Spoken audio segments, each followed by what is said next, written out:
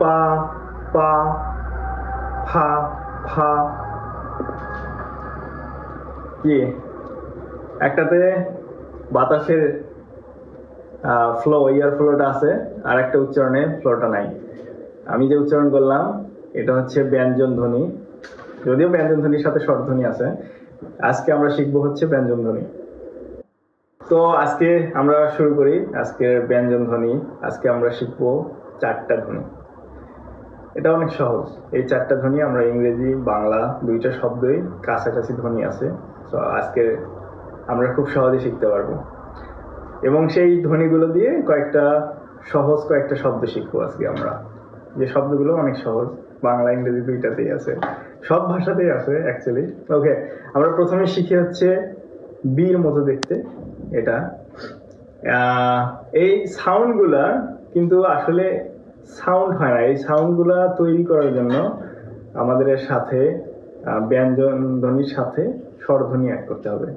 আমরা ও অ্যাড করে শিখবো আজকে। হ্যাঁ, আমরা ও অ্যাড করি, তাহলে বি এর সাথে ও অ্যাড করব। কুয়ো কুয়ো। ওকে, তাহলে বি এর সাথে আমরা এবার আ যোগ করে দিই। তাহলে কি হচ্ছে? পা পা পা। সেই সাথে আমরা নতুন একটা চাইনিজ শব্দ শিখি, পা পা পা পা। পা পা শব্দের অর্থ হচ্ছে বাবা বা ফাদার, ইংরেজিতে বলে পা পা। ওকে, আমরা এরপরে আসি। পরবর্তী হচ্ছে ফা ফা ফা। আমরা যে ফা শিখলাম, দ্বিতীয় নম্বর সাউন্ড, 2 নম্বর ধ্বনি, সেটা হচ্ছে ফা। ফো। আমরা যদি ও এড করি তাহলে ফো ফো ফো। আর আমরা এই ফো দিয়ে আমরা একটা নতুন চাইনিজ শব্দ শিখি, সেটা হচ্ছে কি? ফাঙিও ফাঙিও। ফাঙিও শব্দের অর্থ হচ্ছে বন্ধু। ফাঙিও ফাঙিও ফাঙিও। ওকে, এর পরের শব্দতে আসি আমরা। পরের যে ধ্বনিটা আছে সেটা হচ্ছে এম। এটা কি? এই সাউন্ডটা আসবে। তাহলে যদি আমরা এটার সাথে ও লাগাই তাহলে কি হবে? মো মো মো।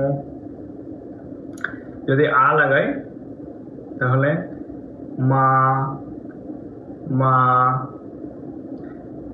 মা। আর চাইনিজে মা মা মা মা শব্দের অর্থ হচ্ছে মা মা বা মাদার,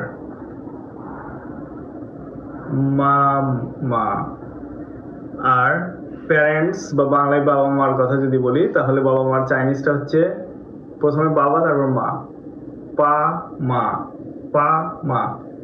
পা মা শব্দের অর্থ হচ্ছে বাবা মা। এরপরে আসি 4 নম্বরটা, শেষটা, আজকের সর্বশেষ ধ্বনি। এটা হচ্ছে এফ। এফ এর মতো দেখতে। আমরা পি এর উচ্চারণটা কেমন ছিল?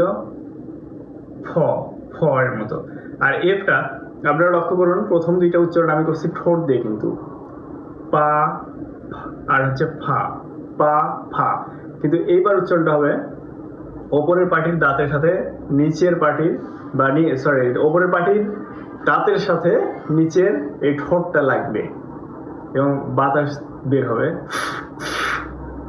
আপনারা লক্ষ্য করেন। তাহলে এটার সাথে যদি আমরা ও দিই, ও লাগাই দিই, তাহলে কেমন উচ্চারণ হবে? ফো ফো ফো। ওকে, তাহলে আমরা এই এফ দিয়ে নতুন একটা শব্দ শিখবো। সেই শব্দটা কি হচ্ছে? তাহলে ফান। ফান শব্দের অর্থ হলো খাবার। আমরা নতুন আজকে কি শিখছিলাম? প্রথমে সকালের সাও শাং সাও শাং হাও, শুভ সকাল। সাও সাও সাও শব্দের অর্থ সকাল। তাহলে আমরা ব্রেকফাস্ট শিখি, যে সকালের খাবার বা সকালের নাস্তা, সেটা চাইনিজটা হচ্ছে খাবারটা কি? তাহলে ফান। আর সকাল ছিল কি? সাও। তাহলে সাও ফান সাও ফান সাও ফান সাও ফান। সাও ফান শব্দের অর্থ হচ্ছে সকালের নাস্তা বা সকালের খাবার। ওকে, তাহলে আমরা যে শব্দগুলো শিখলাম আপনারা আমার সাথে একবার রিপিট করুন। আমি শব্দগুলো আবার বলছি 3 বার করে।